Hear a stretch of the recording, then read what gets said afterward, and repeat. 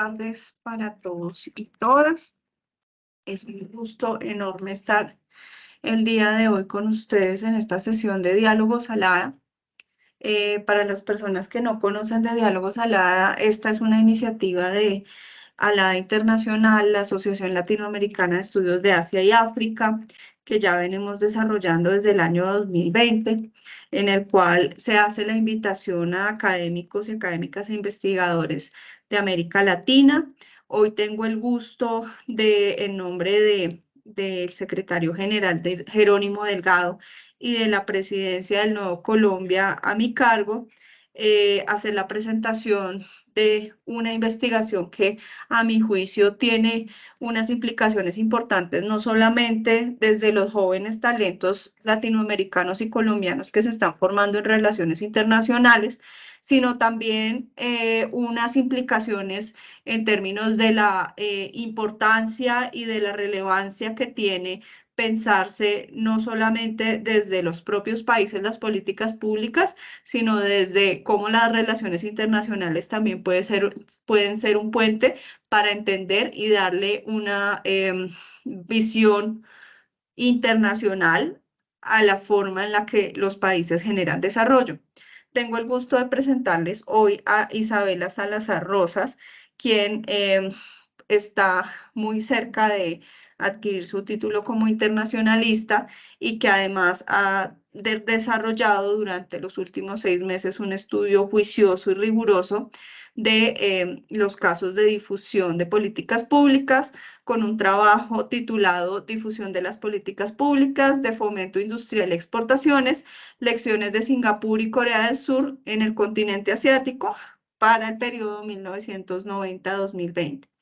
Entonces, Isabela, es un gusto tenerte en este espacio. Bienvenida y pues te cedo el uso de la palabra para que puedas hacer tu presentación. Perfecto, Tatiana, ahí me escuchan, ¿verdad? Espero. Vale, Sí, bueno, no, te como tú lo escuchamos decías, perfecto. súper, como tú lo decías, muchísimas gracias, obviamente, por la invitación, por el espacio. Se me hace de suma importancia poder presentar estos temas, digamos, que no solo están tan centrados en una región, por así decirlo, sino que a la larga pueden servir también como un documento y como una experiencia de lecciones que nosotros mismos podemos adaptar, por así decirlo. Entonces, teniendo esto en mente, me gustaría empezar un poco hablando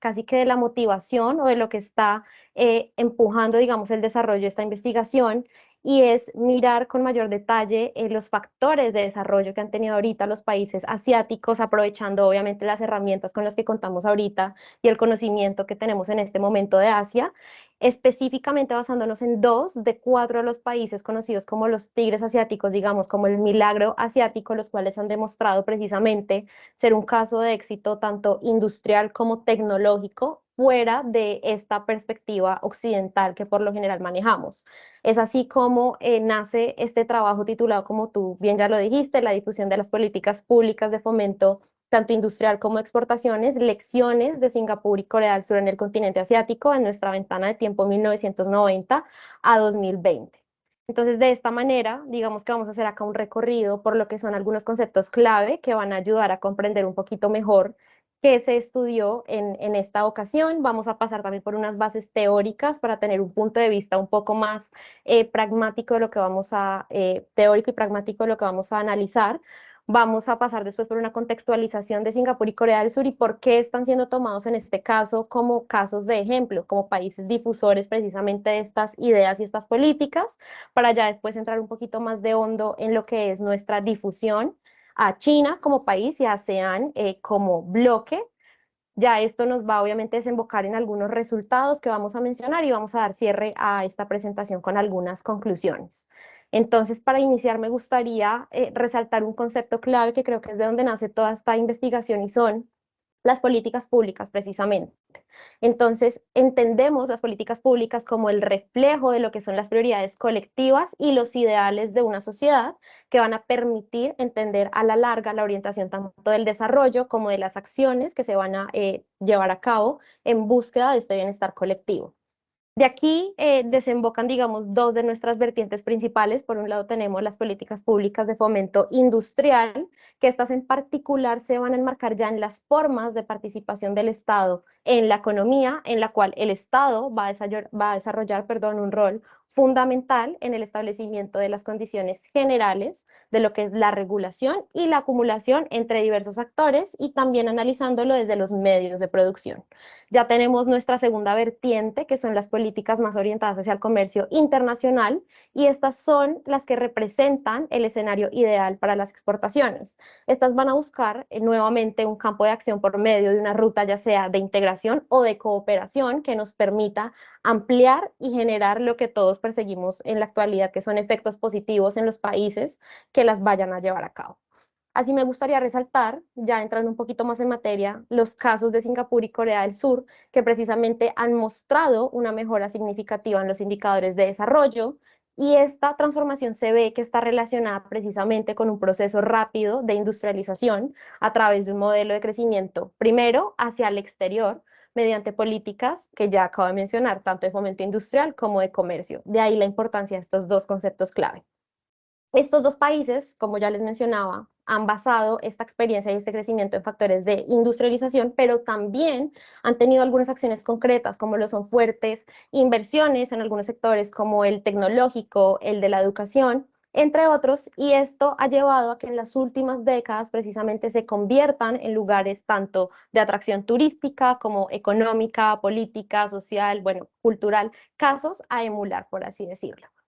Es el éxito de estas dichas políticas que ya menciono lo que ha propiciado dinámicas de difusión de las políticas comerciales e industriales en otros países que en este momento están en desarrollo y otros bloques de la región que están en desarrollo, como lo son ya nuestros dos casos, China y la ASEAN, en los cuales se ha observado en los últimos años una importancia que va creciendo y se va haciendo más grande de políticas con miras hacia el exterior, con miras hacia la industrialización, y es así que nace, digamos, la pregunta que nos motivó y el motor de toda esta investigación, cómo se caracterizan precisamente las políticas difundidas entre Singapur y Corea del Sur hacia China y la ASEAN entre 1990 y 2020. ¿Por qué tenemos esta ventana de tiempo? Hacia 1990 va a ser el año en el que se empiezan a ver los primeros empujes como de difusión entre los dos países, y hacia 2020 se empieza a ver el último pico, digamos que estable y entre comillas hacia el crecimiento antes de lo que sería la pandemia, que es, digamos, cuando analizamos una caída leve, no sostenida, pero leve,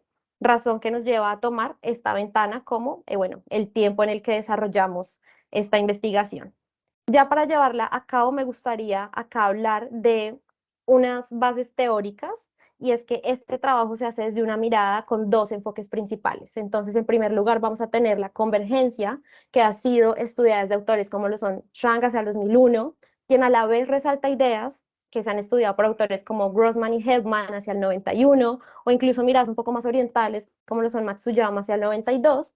y desde este enfoque van a analizar cómo estas políticas comerciales influyen en las tendencias de desarrollo a largo plazo. Es a partir de este análisis que los autores van a concluir, por así decirlo, que los países con menos avance, tanto en su desarrollo tecnológico como industrial, van a poder potenciar este crecimiento a partir de lo que es el comercio y la especialización en bienes tradicionales. Tenemos acá estos dos elementos. Así se puede decir, digamos, que es crucial que los países que reciben las políticas adquieran estas prácticas de innovación y se apropien de las tecnologías y las adapten sobre todo. Asimismo, como aprender de otros mediante la promoción proactiva de un elemento súper importante acá, que es la inversión extranjera directa y el comercio exterior. Todo esto, como ya se los mencionaba, con el fin de alcanzar precisamente el desarrollo de los difusores. Asimismo, también me gustaría resaltar acá un par de ideas súper relevantes de autores ya como Sobak, como Sijic, que hacia el 2014 van a reconocer nuevamente que para enfrentar la competencia comercial de países más desarrollados y que en este momento en el sistema internacional se ve que es inmensa, es necesario que estos países emergentes que estuvieran creciendo realizaran procesos de imitación, por así decirlo, para adquirir los conocimientos a través ya de las importaciones. Acá digamos que se agrega este nuevo elemento, ya que las importaciones, ¿qué iban a hacer? Nos iban a servir como un canal principal de difusión tanto tecnológica como de ideas. Entonces, ellos dicen básicamente que cuanto más se dedicara un país inicialmente a copiar, más iban a familiarizar los trabajadores con las innovaciones que ya existían en el extranjero y más fácil iban a terminar innovando después. Ya en el caso específico, por así decirlo, de los países asiáticos, se identifica un cambio histórico en el cual esta tendencia hacia la convergencia va a ir creciendo, va a ir aumentando hacia mediados de 1970, y todo esto nos llevó a que a finales del siglo XX y el inicio también de este siglo XXI, junto al proceso de globalización que tenemos ahí de la mano, se diera un aumento en las alianzas comerciales tanto bilaterales como multilaterales y el impulso a la formación ya de conjuntos estratégicos internacionales entre países, tanto difusores de estas ideas como receptores de las políticas para el crecimiento, todo esto basado en producción competitiva con base en salarios bajos primero y nuevamente imitación tecnológica. Todo esto siempre desde el punto de vista de la imitación.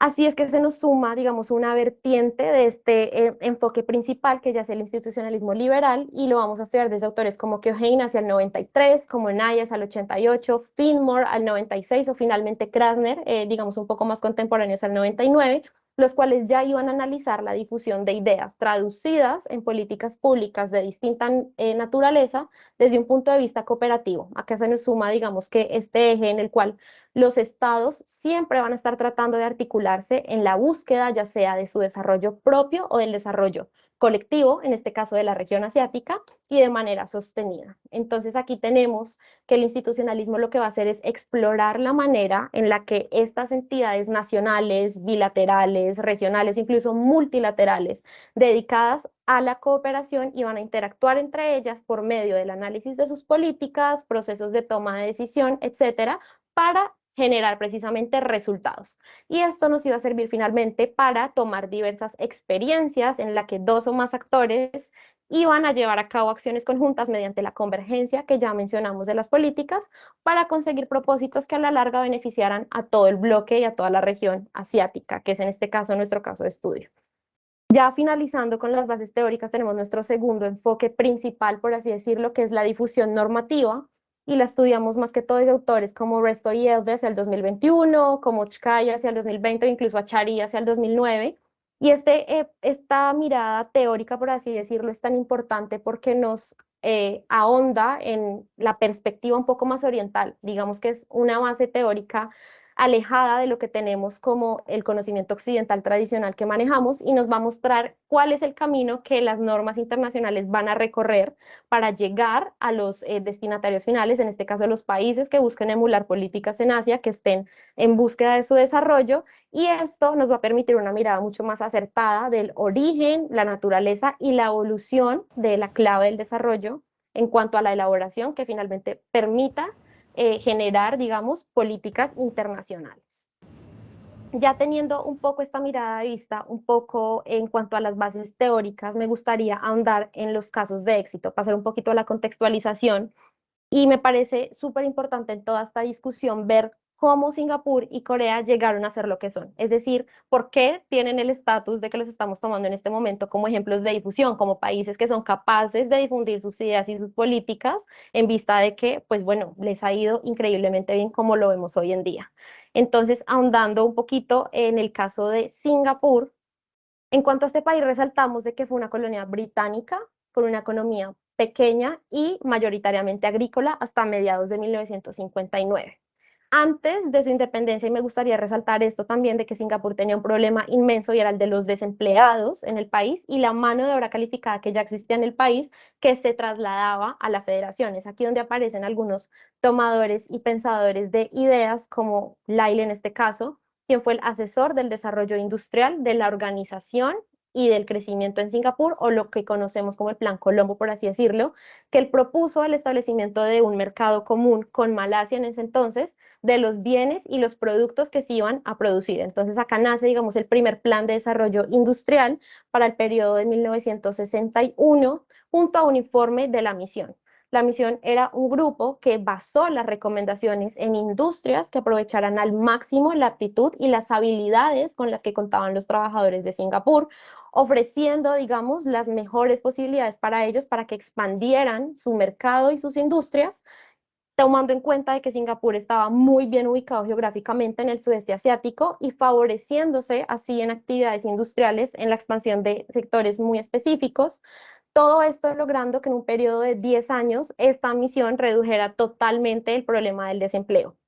Es así que, digamos, como políticas de gobierno, desde 1961, Singapur iba a empezar con la implementación de algunas estrategias para nuevamente atraer inversión extranjera directa como nuestro foco principal por medio de la Junta de Desarrollo Económico o la EDB. Esta era una organización independiente, cabe resaltar, que creó el gobierno el mismo año en donde las empresas extranjeras iban a realizar inversiones precisamente en el sector industrial con miras a una proyección exportadora en industrias y bienes clave. ¿Qué industrias fueron las que favorecieron, digamos, a Singapur en ese momento? La industria electrónica, la industria petrolera, productos químicos, industriales, productos metálicos fabricados y, bueno, equipo de transporte, entre otras industrias a las que se les hicieron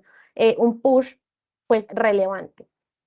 Al respecto, me gustaría también resaltar que la industria electrónica manufacturera, sobre todo, ha sido una de las principales bases económicas del crecimiento industrial de lo que conocemos en Singapur hoy en día y el principal referente en lo que son los bienes exportadores con mayor valor agregado. En este sentido, digamos que la industria de la tecnología sigue muy vigente con una contribución al Producto Interno Bruto casi del 21% del total de lo que se exporta, como lo vemos acá en este gráfico que les quiero mostrar, que es el comportamiento del PIB de Singapur entre el 1960 y 2020.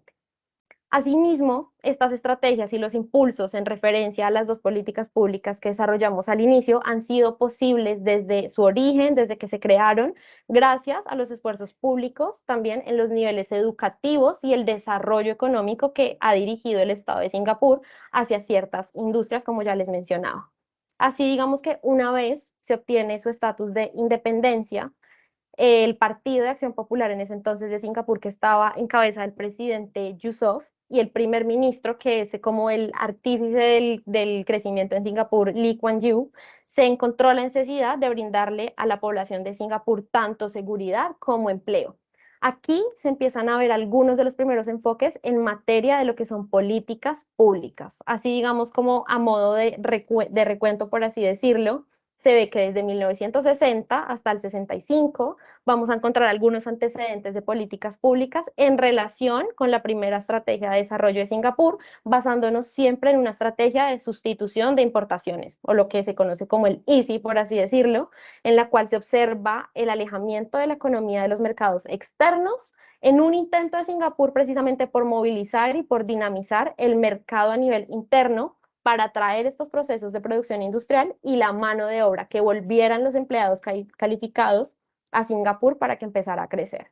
Así el gobierno comenzó, digamos, con este cambio como una segunda medida de sustitución de las importaciones hacia la industrialización orientada a las exportaciones, o la IOE, digamos, haciendo énfasis en la atracción de empresas multinacionales para establecer operaciones en el país. Ya ahí estábamos internalizando procesos en una época, digamos, que en la cual la región asiática era muy cerrada a hacer esto porque tenían experiencias coloniales en las que los habían explotado y estaba este miedo muy arraigado. Entonces, digamos que Singapur fue el pionero en empezar con estos procesos y ver qué salía. Digamos que aquí podemos ver su desarrollo al día de hoy.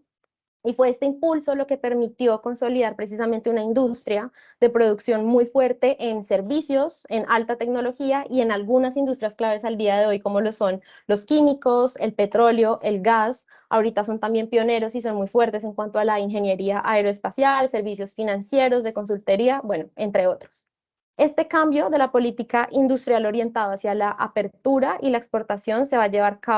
a cabo, gracias al desarrollo de la estrategia general que se tenía en ese momento en el gobierno, que consistía precisamente en detener la tendencia a la baja de estas industrias que estaban impulsando y hacer que los productos manufacturados fueran competitivos en mercados mundiales, es decir, que empezáramos a verlos en el escenario internacional a través precisamente de asegurar el mercado nacional primero. Así, tenemos una mirada, por así decirlo, un recorrido en cuanto a las políticas industriales. Ya por otro lado, en cuanto a las políticas públicas de comercio exterior, en Singapur se ve que el objetivo principal en ese entonces era mantener un régimen abierto, comercial obviamente, a fin de que el crecimiento del comercio propiciara a largo plazo un desarrollo económico tanto sostenible como no inflacionario, es decir, que no se viera tan afectado ante algunos picos bajos que pudieran presentarse a nivel mundial. Así podemos ir cerrando también con que el éxito económico de Singapur se presenta ya hacia el año 1961 con la independencia y con el inicio de estas reformas económicas e industriales, donde se logra acumular capital primero, siendo estas algunas de sus claves en cuanto a la prosperidad de políticas. Baja presión fiscal, es un estado pequeño, es un estado en el cual hacer negocios es tremendamente fácil, y a pesar, digamos, de que tuvieron este pasado colonial en este momento, lograron crecer y se han mantenido en el ambiente, bueno, lo cual también lo hace un país tremendamente, digamos, atractivo para cualquier persona que quiera también crecer o en dicho caso, en este caso de la investigación, emularlo.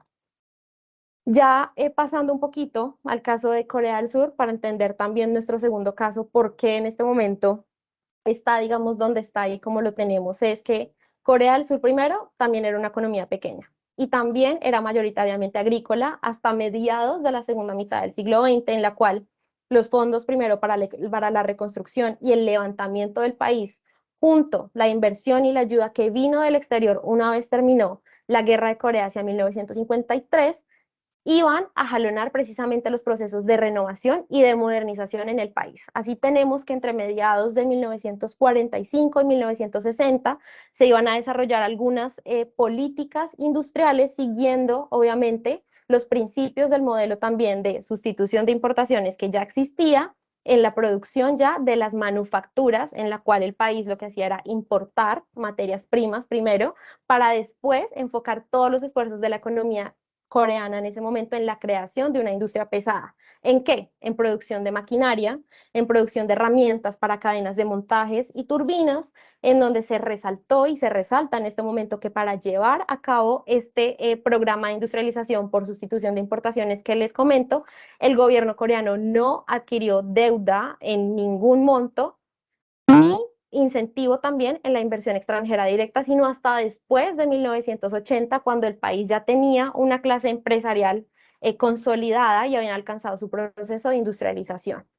Así también para solidificar un poquito este proceso de la industrialización, quiero resaltar que fue súper indispensable el impulso y la protección a ciertos sectores y a ciertas industrias que estaban en ese momento naciendo. ¿A través de qué? A través del reforzamiento del crecimiento económico, movilizando varios recursos importantes a metas particulares. En este caso, me gustaría también resaltar que en estas industrias se encuentra un desarrollo industrial en el sector manufacturero, en el sector automotriz, que ahorita vemos que varias de las marcas más grandes de los carros son provenientes de Corea del Sur,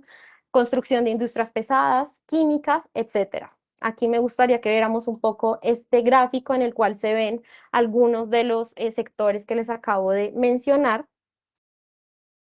junto a sus porcentajes de crecimiento. Creo que podemos ver acá sobre todo la evolución de los sectores teniendo en cuenta el PIB de Corea del Sur, de esta ventana de tiempo que les estoy mencionando, mediados de los 50, 1950 a 1981. Así también para cerrar haciendo como que un breve recorrido de las políticas,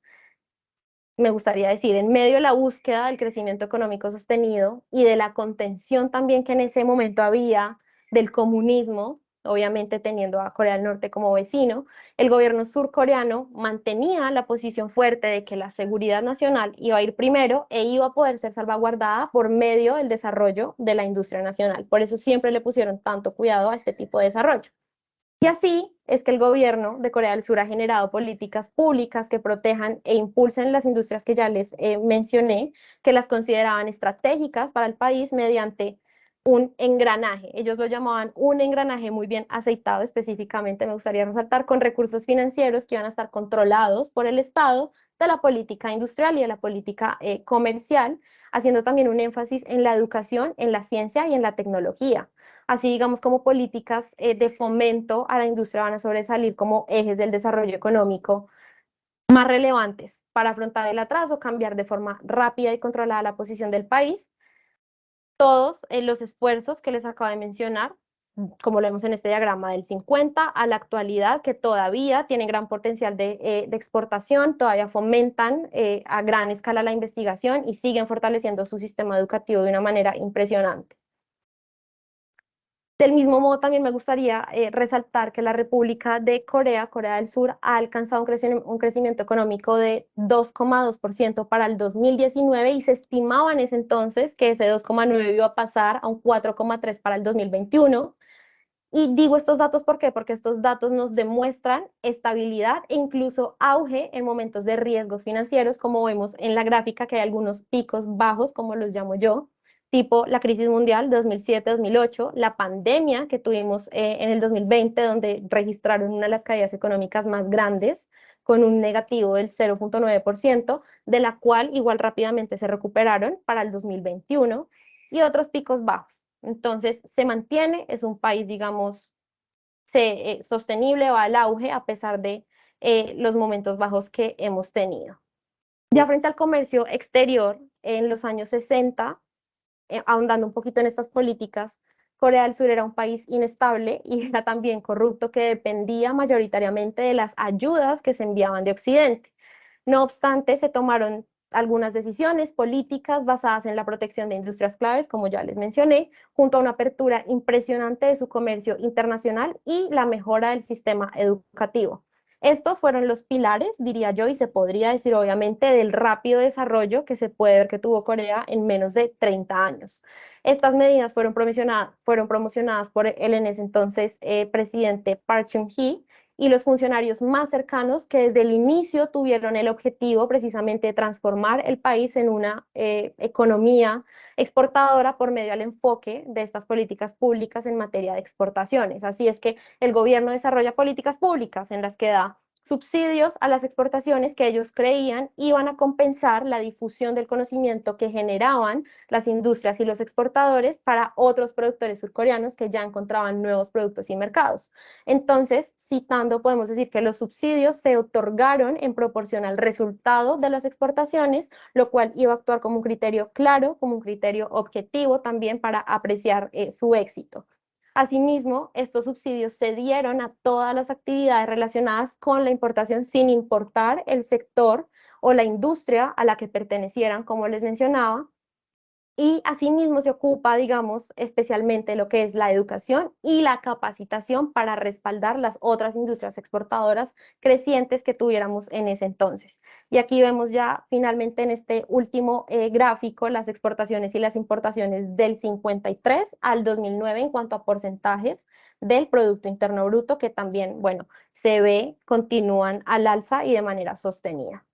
Ya habiendo hecho este recorrido, digamos, donde sabemos un poquito por qué Singapur y Corea están donde están en la actualidad y cuál fue el recorrido que hicieron para llegar a este estatus, me gustaría entrar en lo que es la materia principal o el eje principal, por así decirlo, de esta investigación, y ya es la difusión entre China y la ASEAN. Entonces, el desarrollo de este análisis se realiza basado en una metodología con un análisis comparativo de estudios de caso. Aquí resaltamos algunos autores como Aren Lidger del 71, los cuales nos brindan los elementos claves para este tipo de análisis. Acá también nos enfocamos en casos de nivel bilateral, en el caso de Singapur y China, y multilateral en el caso de Corea del Sur a todo el bloque de la ASEAN, que a partir de la comparación de algunas categorías que ya vamos a explicar más adelante, van a permitir entender de mejor manera este proceso de difusión en las políticas públicas de desarrollo de Singapur y Corea del Sur un lado, hacia China y la ASEAN por el otro. Entonces, para el caso específico de lo que es Singapur y China, hacia 1979, el líder chino y el gobierno en ese entonces reconocían de que la economía china estaba en un muy mal lugar y que tenían poca eficiencia, digamos, las empresas estatales, y venían realizando reformas que iban a abarcar la apertura al capital extranjero, la liberalización del mercado inmobiliario y políticas que favorecieran a sus ciudades, optando así por un modelo basado y con miras a la inversión extranjera directa que ya les mencioné de Singapur, el cual, como les dije, también fue el pionero asiático en este campo. Aquí tenemos, digamos, los primeros indicios que se observan del interés de China a Singapur como un modelo a seguir, hacia 1992. En ese entonces, Deng Xiaoping se encontraba en una gira por el sur, por Asia, y resaltó que China debía aprender de esta ciudad-estado lo cual iba a provocar un acercamiento mayor por parte no solo de los funcionarios chinos, sino también de los académicos chinos hacia el gobierno y al modelo que ya existía en Singapur. Y esto se observa en el hecho, digamos, que desde 1990 se movilizaron más de 22.000 funcionarios chinos, tanto locales como centrales, que viajaron a Singapur para aprender y explotar, digamos, sus aspectos en cuanto a la gobernanza nacional y a la gobernanza local, visitando los ministerios, hacían visitas a las juntas estatutarias y departamentos gubernamentales para ver qué elementos podían tomar para posteriormente emularlos en su propio país. Así se han ido realizando, digamos, grandes esfuerzos por transferir precisamente las políticas, tales como lo son, primero, la cooperación institucionalizada en el Consejo Conjunto de Cooperación Bilateral entre los dos países, y digamos, para que suene un poquito menos complicado, también en algunos proyectos conjuntos que han ido realizando de parques industriales y de ciudades ecológicas, los cuales, una vez más, surgieron como resultado del deseo de réplica del modelo del desarrollo industrial de Singapur en China.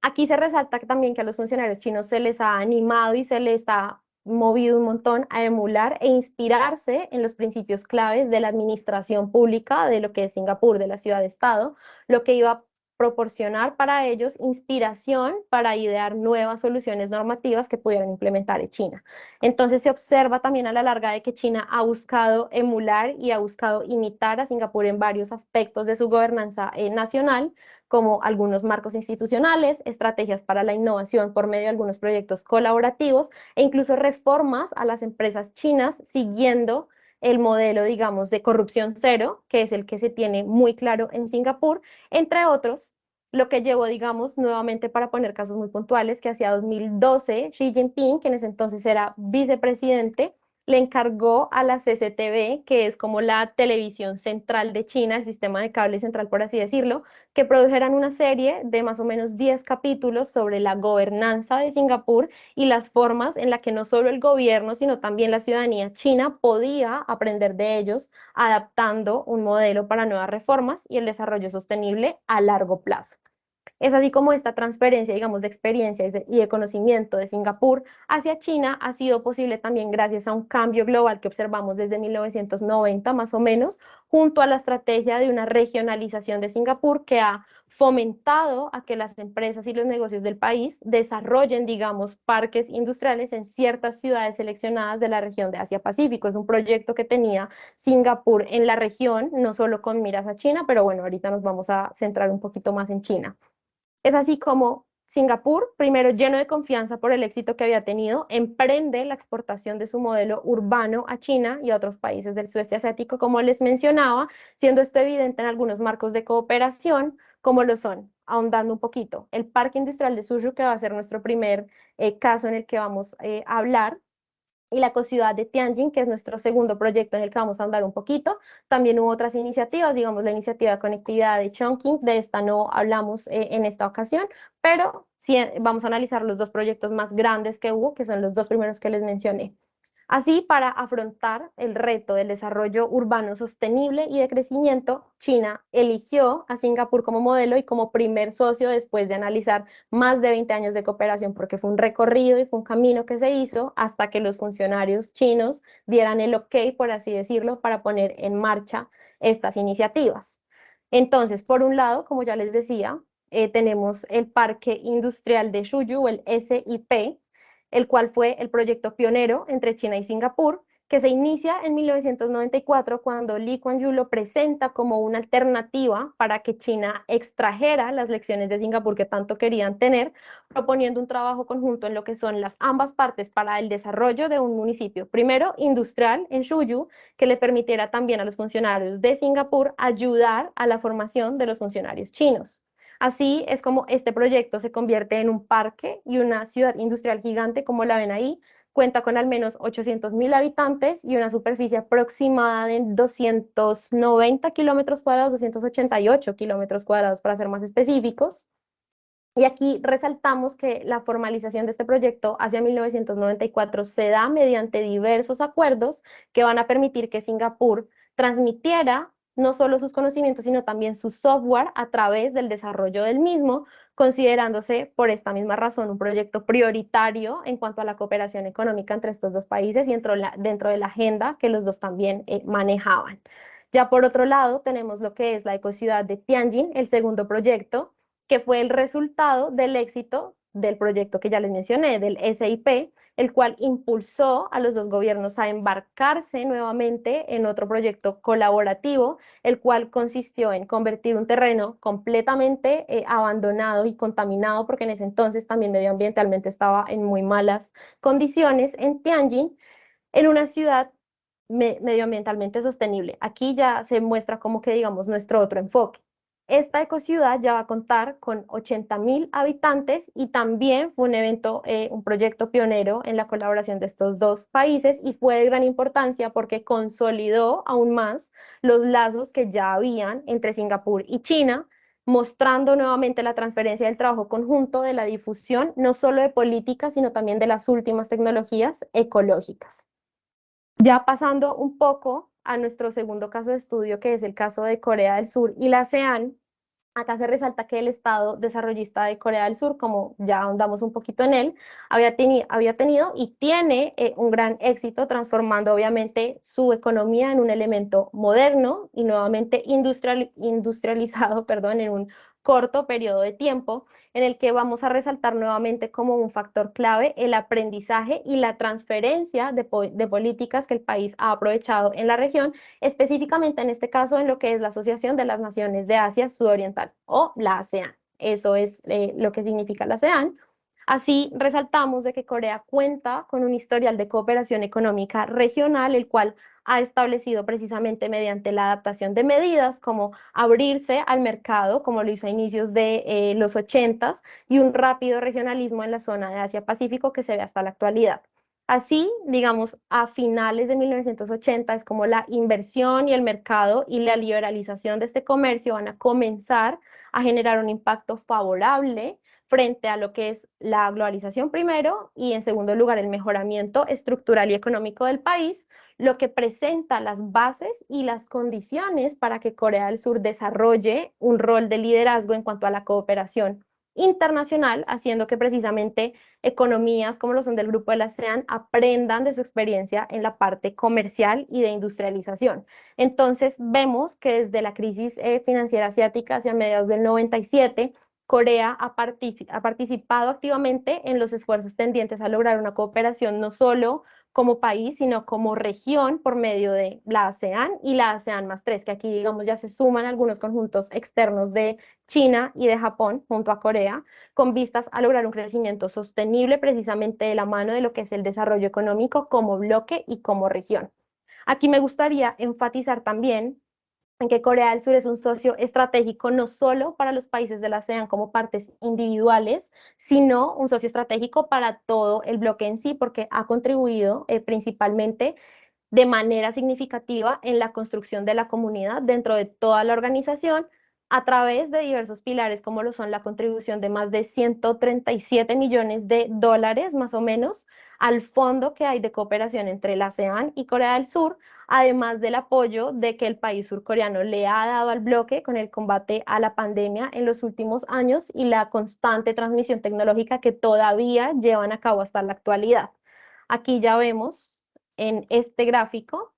que gracias a su vanguardia tecnológica y económica también, la ASEAN ha buscado y ha recibido apoyo de Corea del Sur en campos como la canalización de recursos humanos en primer lugar y financieros que incentivarán a la larga la conexión y la sinergia que hay entre las naciones. Esto ha logrado que sus sectores productivos, los del bloque de la ASEAN, sean más competitivos y aportaran al aumento del ingreso per cápita de los ciudadanos al ampliar el mercado de consumidores. Porque esto es importante, tengamos en cuenta que la suma de las economías de la ASEAN tienen el mercado más fuerte, digamos, en cuanto a personas, entonces también se iba a aumentar esta parte, lo cual ha sido beneficioso no solo para el bloque como la ASEAN, sino también para el país en cuanto a su materia comercial exportadora. Aquí se resalta en este intercambio de que Corea del Sur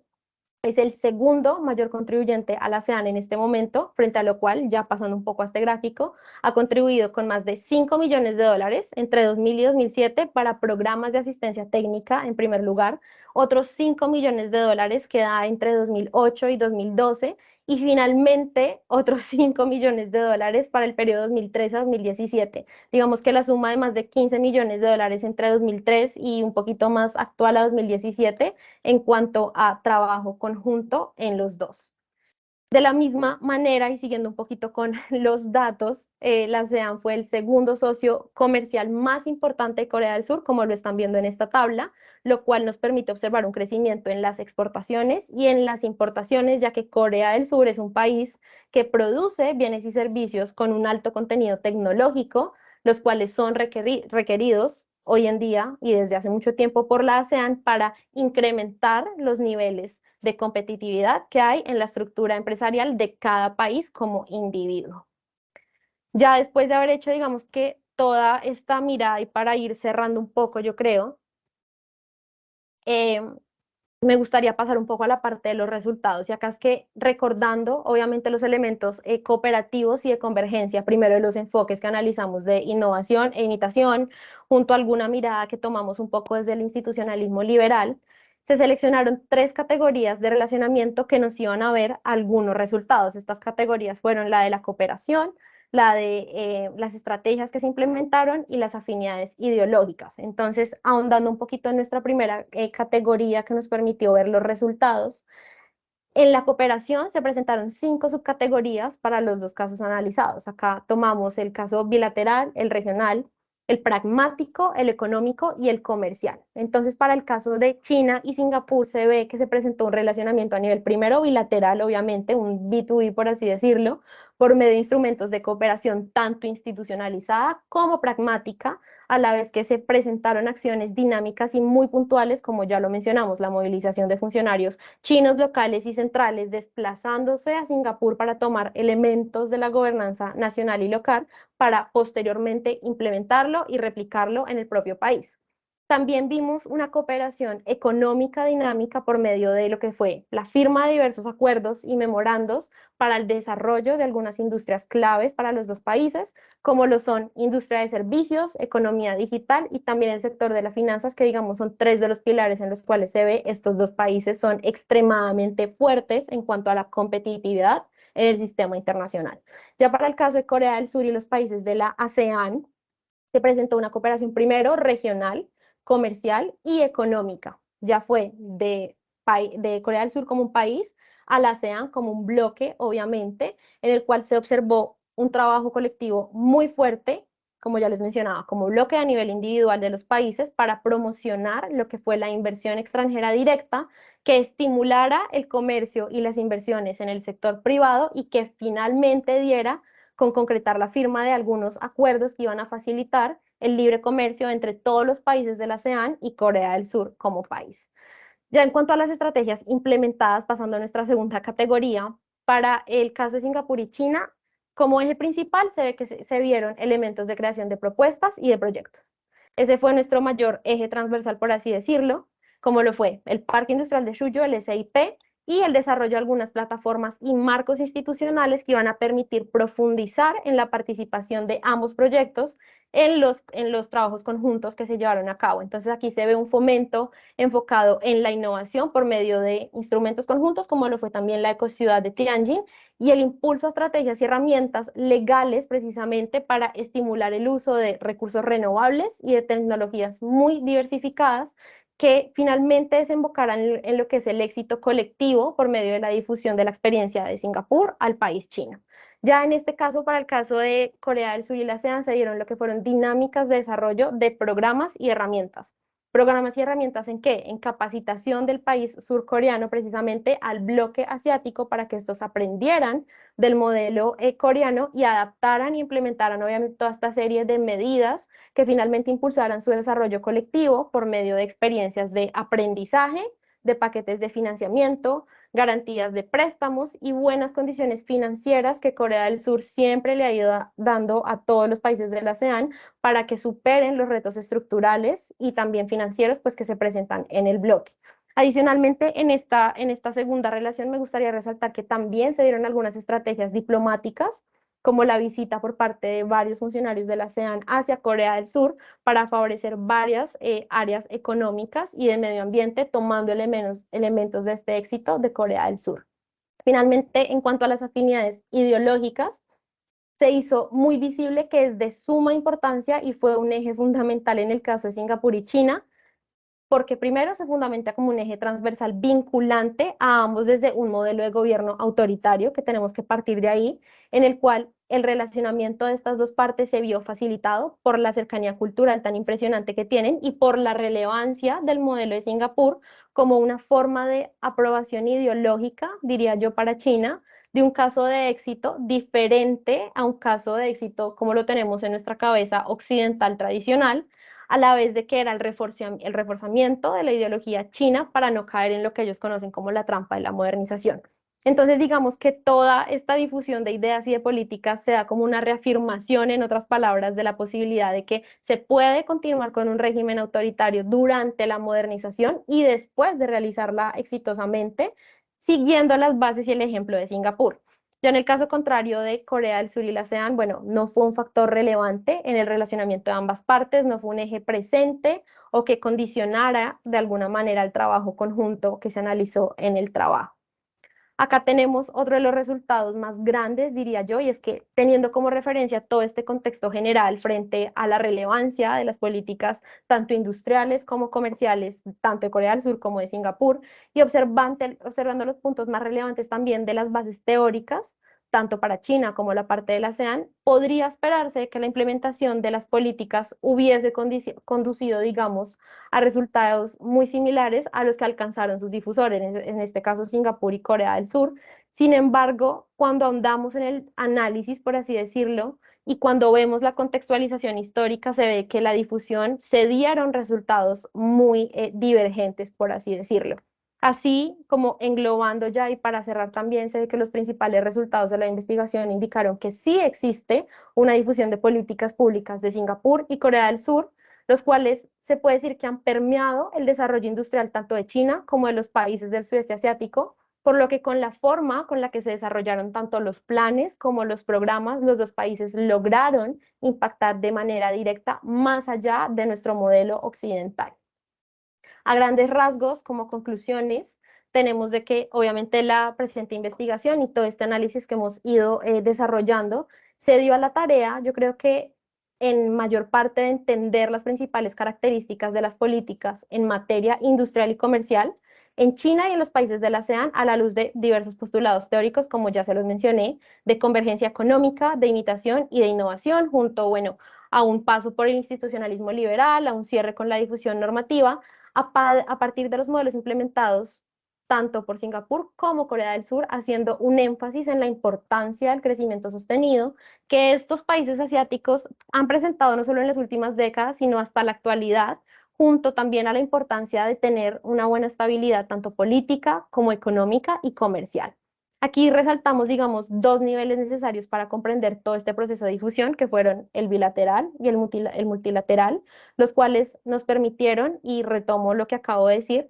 entender la misma difusión como un proceso que no se dio de manera completa y que se dio de casos muy similares de éxito, que por un lado tenemos acá Singapur y a Corea del Sur, y tuvieron un éxito considerable hacia receptores con resultados totalmente distintos, que digamos en el caso de la ASEAN, del conjunto, continúan al día de hoy expandiéndose y llevando a cabo tanto acciones como estrategias para su desarrollo, mientras que si miramos a China en este momento, digamos que ya ahorita en términos un poco más banales están sobrepasando y barriendo con las expectativas que en algún momento se tuvieron pues del mismo país. Así se presentan, digamos, ya como tercera conclusión,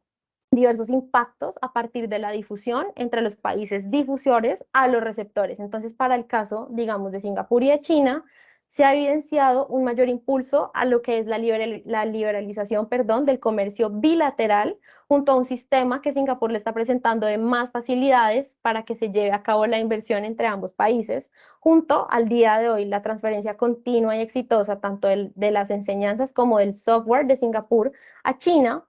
Y para el caso, digamos, ya de Corea del Sur y el bloque de la ASEAN, se observan más o menos desde finales de 1980, diría yo, impactos positivos, primero frente a la globalización y el mejoramiento estructural y económico del país en general, lo cual continúa generando un rol de liderazgo entre las dos partes y hace posible que todavía se dé esta difusión de experiencia, tanto comercial como de industrialización, que a la vez va a ampliar el acceso a un mercado mucho más extenso de materia prima, un mercado mucho más extenso también de mano de obra, junto al aporte de tecnología de muy alta calidad, como lo tiene en este momento Corea del Sur, inversiones diversificadas, prestigio internacional sobre todo, y como último punto a destacar, yo diría que también fuentes de trabajo para la población de ambas partes, obviamente, en las que se están llevando a cabo este relacionamiento.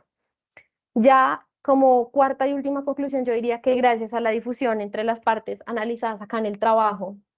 primero, para el caso bilateral de China y Singapur, en la actualidad todavía se presentan y se resaltan que hay relaciones muy profundas y relevantes, los cuales todavía llevan a cabo interacciones e intercambios tanto económicos como comerciales de manera muy frecuente, junto a intercambios también activos de lo que es conocimiento y experiencia, con lo que empezaron hace varias décadas y continúa el día de hoy. Entonces, se puede decir que se mantienen sus relaciones a largo plazo sanas, recíprocas, y se resalta de que China aprecia enormemente la comprensión y el apoyo constante que Singapur le ha brindado en su proceso de reforma y de apertura al mundo. Ya para el caso multilateral del análisis desde Corea del Sur hacia lo que es el conjunto de los países de la ASEAN, también se observan en la actualidad, al día de hoy, obviamente, lazos muy fuertes, lazos muy constantes, en los que se reafirma el papel central del bloque de la ASEAN en cuanto a cuestiones tanto de seguridad como de diálogo con Corea del Sur,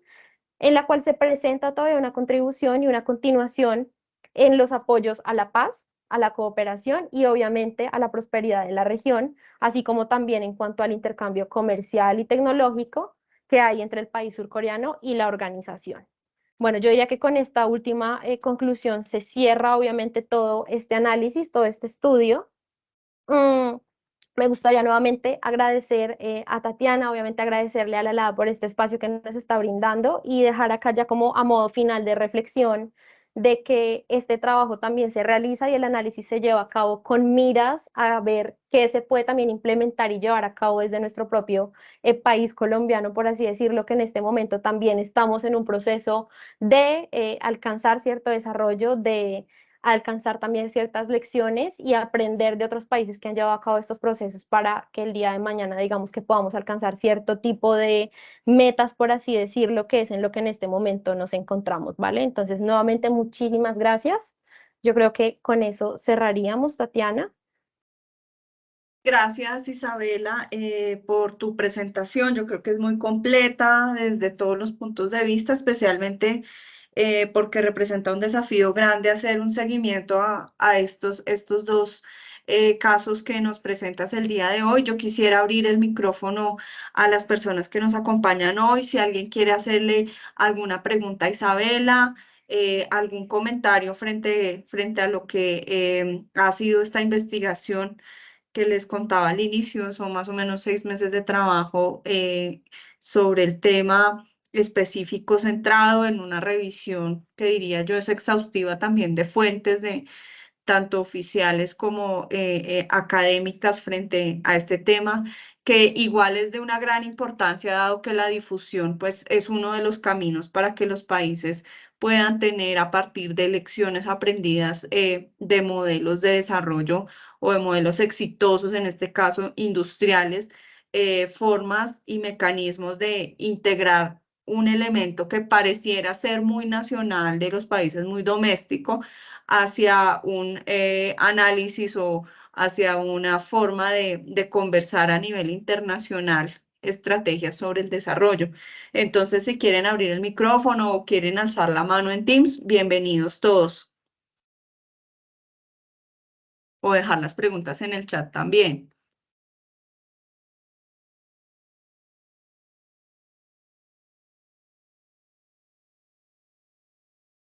Vemos a David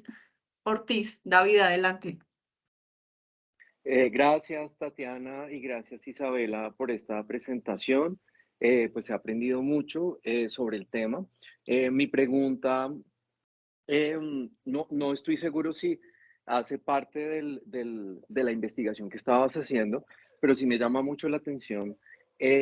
cuando mencionas que esa transferencia de políticas industriales a veces funciona, a veces no funciona. Entonces había una foto como no sé, de un desierto o de un bosque pelado y al lado había una ciudad. Entonces, no sé si has encontrado, durante la investigación también encontraste elementos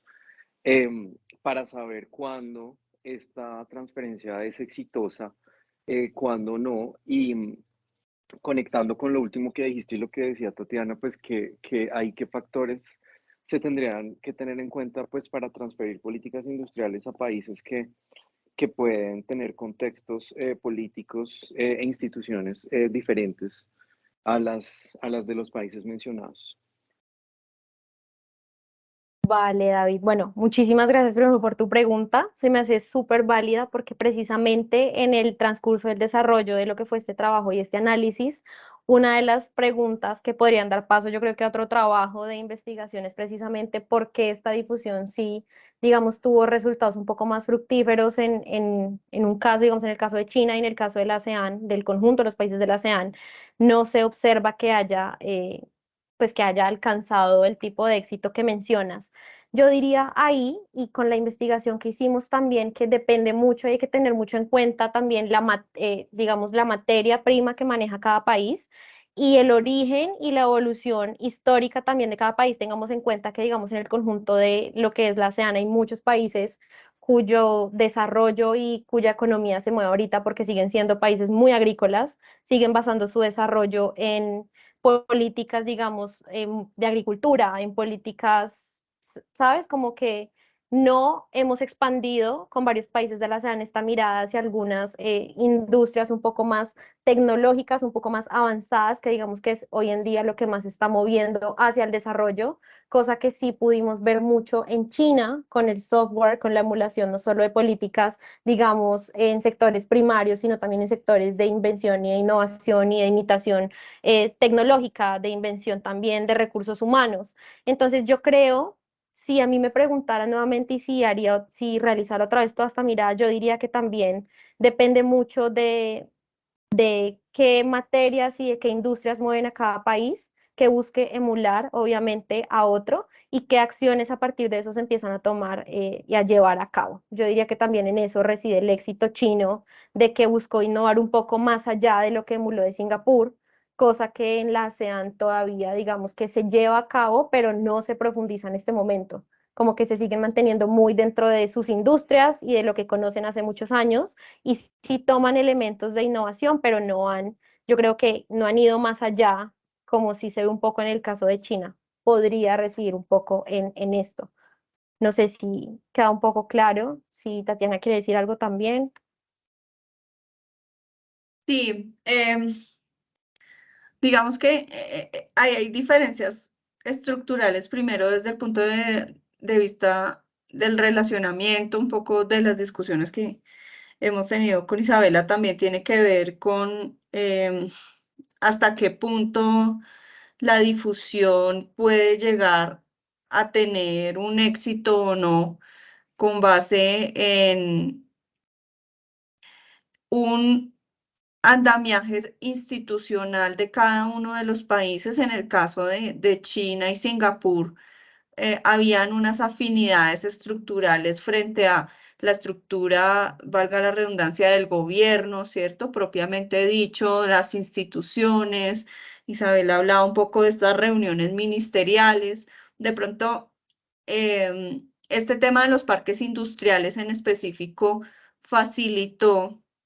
además de la parte de la política pública en sí misma, también la transferencia tecnológica, ¿no? La transferencia tecnológica que no solamente está desde la generación de ciertas líneas básicas de cómo debería darse la generación de la política pública, sino además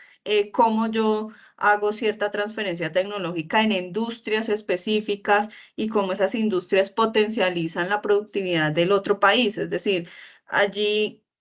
el ejemplo era mucho más fácil de hacerle su seguimiento, mientras que en el caso de ASEAN, los países muestran una mayor heterogeneidad en términos de sus tamaños, en términos de sus desarrollos productivos, por eso un poco hablaba de esas dotaciones iniciales o de esos recursos iniciales con los que cada uno arranca, que claramente ahí sí hay una brecha mucho más grande entre Corea y cada uno de los casos del sudeste. No sé si coincides con esta lectura, Isabela. Sí, también mencionaste algo muy importante y es la cercanía que había y la facilidad también de coordinación en cuanto a la emulación y la difusión de políticas en lo que es lo que dice Tatiana, de la cercanía entre China y Singapur, que digamos en Corea del Sur y el bloque existe obviamente, pero es mucho más diversificada. Creo que esa palabra me queda sonando mucho. Creo que eso también es lo que ha permitido o digamos no ha permitido en el caso de la ASEAN de que se vea tan explícitamente su alcance de desarrollo en cuanto a la difusión como si se ve en China. Sí, también el otro punto es, creo que histórico, que tú también lo logras retratar muy bien en la primera parte, y es cuando China empieza a generar estos vasos comunicantes con Singapur, se da en el contexto del 78, de una transformación o de una transición gradual de reformas industriales y económicas que empieza a experimentar China, mientras que cuando vemos la difusión desde Corea del Sur, primero Corea del Sur ya había vivido una curva de aprendizaje después de los años 80 y un desarrollo industrial, mientras que los países del sudeste asiático hacia inicio del siglo XXI, cuando ya no están cuando no es una prioridad las reformas, sino que ya se han surtido algunas reformas, inician su relacionamiento o su comunicación con la ASEAN. Entonces, ese momento histórico en el cual se empieza a dar la difusión, yo creo que también es un punto de inflexión para pensarlo. A mí me gustaría, antes de que cerráramos, y si alguien más no tiene algún comentario o pregunta, em, frente al futuro de los parques industriales entre Singapur y China, de lo que tú alcanzaste a identificar, y en el caso puntual de Chongqing, que era el último que tú estabas revisando, em, a nivel prospectivo, ¿tú cómo ves ese relacionamiento entre Singapur y China? ¿Tiende a fortalecerse? Tú hablas de unas relaciones de mucho más largo plazo. Y en qué momento para la difusión, o si la difusión, desde cómo lo ves en las conclusiones a las que llegas, va a ser una relación que se va a mantener continua en el tiempo entre dos países, o si es es un solo juego de un momento hasta que se da y se dice completó la difusión. ¿Tú cómo lo ves? Vale, yo personalmente en este momento veo obviamente de que el relacionamiento existe y el relacionamiento continúa, pero precisamente este es un tema muy controversial porque hay dos puntos de vista y hay dos miradas, digamos. Hay una mirada que es con la que concluimos obviamente todo este trabajo investigativo y es que la difusión pueda que no continúe al máximo, pero el relacionamiento sigue. Y hay otra mirada que dice que la difusión, como tú dices, la difusión y el relacionamiento pararon en el momento en que se llevaron a cabo estos dos proyectos. China extrajo de Singapur lo que le sirvió y lo que lo llevó a estar donde está hoy en día y chao Singapur. Yo diría, personalmente, si me preguntas a mí, yo diría que la difusión obviamente se detuvo en el momento en que se llevan a cabo este tipo de proyectos colaborativos. Digamos, la difusión se detuvo con la última transferencia que hubo de software hacia inicios, finales de los 90, inicios de los 2000, más no se ha detenido la reciprocidad que existe entre las dos partes. Es decir, yo creo que al día de hoy se mantiene, a futuro obviamente la estima, por así decirlo, y el apoyo que sintió China de Singapur está ahí presente y eso es algo que mencionábamos y me gustaría resaltar. China, por así decirlo, si lo tomáramos con una parte, está todavía, yo diría que agradecido por el apoyo que recibió de Singapur porque fue un apoyo en medio de que tuvieron éxito por fuera del modelo occidental, como lo mencionábamos. Singapur siempre estuvo muy al lado de China trabajando en todo el proceso que tenía en cuanto a sus reformas, en su apertura tanto de reformas como en su apertura comercial y económica. Entonces, digamos que el aprecio y la estima sigue ahí y no cierro la ventana y la posibilidad de que el día de mañana puedan presentarse más trabajos colaborativos. No sé si ya con, digamos, con unas bases de difusión, porque yo creo que ya China llegó al punto en el que obtuvo lo que necesitaba y está en un punto muy alto. De hecho, si lo miramos en cuanto al sistema, obviamente, al conjunto no solo de la región, sino del mundo, Ujú. pero creo que a futuro incluso podría ser también voltearse un poquito esta investigación, ¿sabes? Que puede analizar ya Singapur de China en el momento en el que están, ¿sabes? Entonces diría Ujú. que la difusión se detuvo, más no el relacionamiento. Yo creo que eso sería como la conclusión que podríamos sacar después de todo este recorrido, por así decirlo, investigativo. Bien, y ya para cerrar una pregunta que sale un poquito de la investigación, pero que me parece que tú cierras con esa reflexión y es completamente al lugar y es,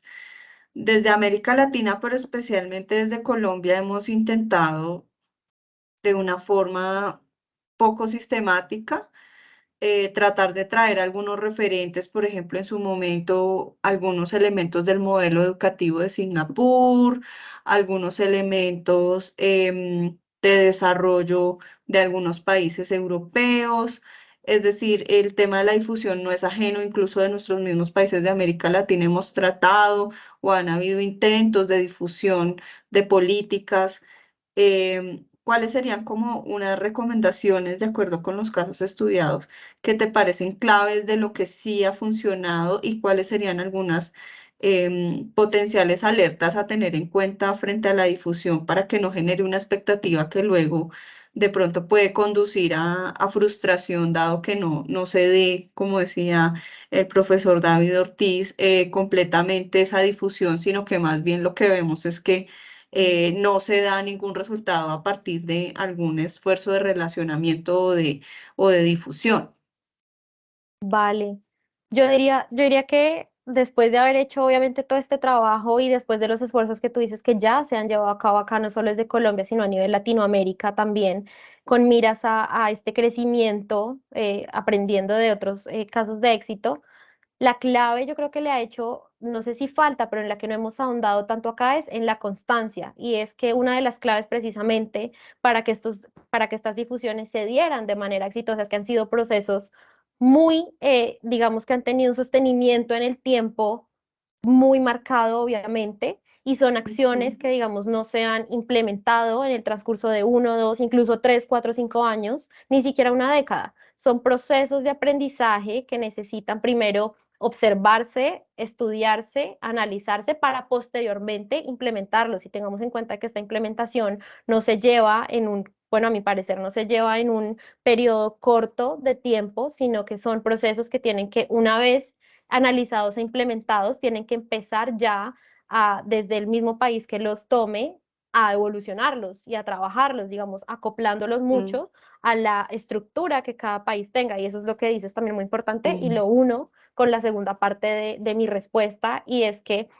pueda que se entre con muchas expectativas como de, bueno, China ahorita está en la cúspide y tomó de ejemplo, digamos, a Singapur, si Colombia toma de ejemplo a, no sé, a China en este momento, vamos a estar arriba, para no generar, digamos, también estas falsas expectativas que puedan ser falsas, no sé, eso el tiempo también lo va a dictaminar, hay que entrar siempre a estos procesos de difusión y de aprendizaje teniendo en cuenta cuál es nuestra estructura, teniendo en cuenta cuáles son nuestros fuertes y teniendo en cuenta qué es lo que mueve nuestra economía, en este caso colombiana,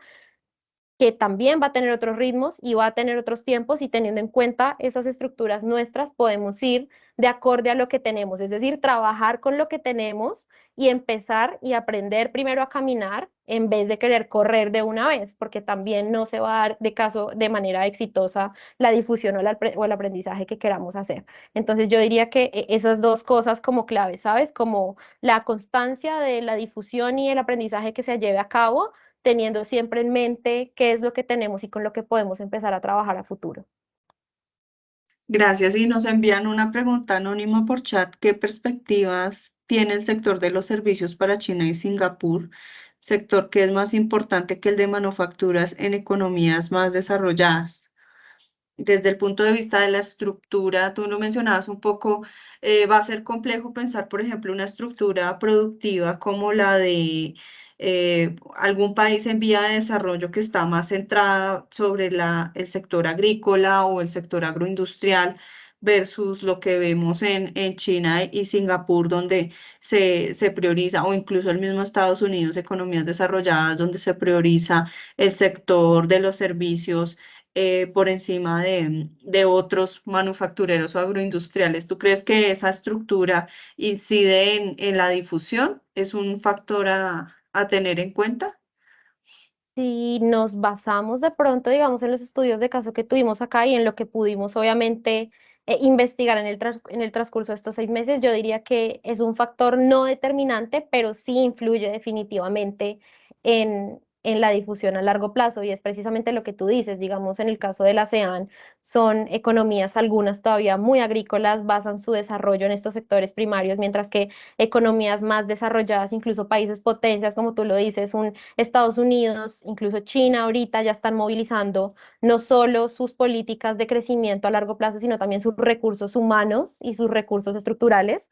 para seguir fortaleciendo estos sectores que se ven que hoy en día también tengamos en cuenta el contexto en el que nos estamos moviendo, que ya estamos entrando, digamos que casi a la cuarta ola de, digamos que ya estamos en cuanto a difusión y aprendizaje más tecnológico, estamos en la era casi que digital y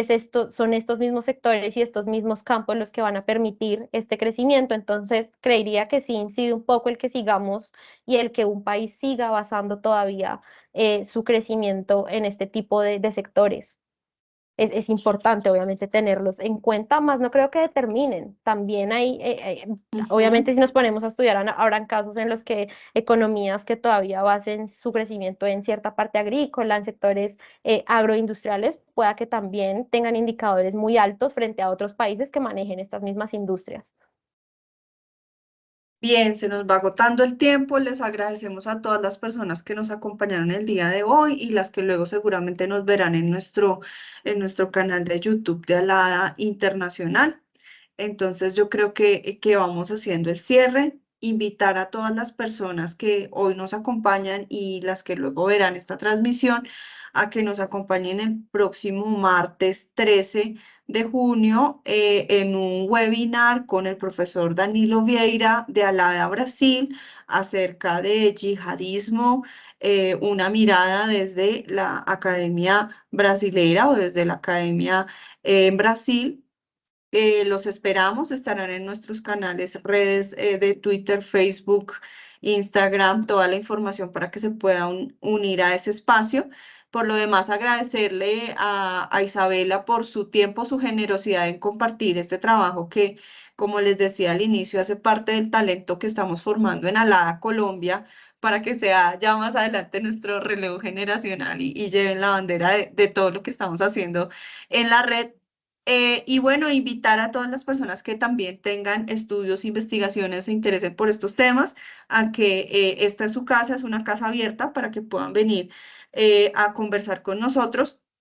en nombre de la Secretaría General de Alada Internacional y de la Presidencia de Alada Colombia, agradecerles y desearles una feliz noche o tarde a todos y todas. Isabela, mil gracias y a todos los demás, muchas gracias por unirse a este espacio. Gracias, Tatiana. Gracias a todos los que estuvieron acá presentes. Que tengan buena noche.